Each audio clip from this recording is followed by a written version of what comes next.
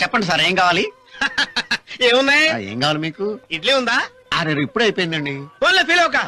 పూరి ఉందా? అరే జస్ట్ అయిపోయిందండి. ఉప్మా? ఉప్మా లేదు. మరి ఏముంది? మీకేం కావాలి? అరే పెసరట్టు ఉందా? పెసరట్లేదు. మినపట్టు? మినపట్లేదు. రవ్వట్టు? రవ్వట్లేదు. ఉల్లట్టు? ఉల్లట్లేదు. బొబ్బట్టు? లేదు సార్. చిక్లెట్టు? లేదు సార్. ఆమ్లెట్? లేదు సార్. మరి ఏముంది? ఏం కావాలి?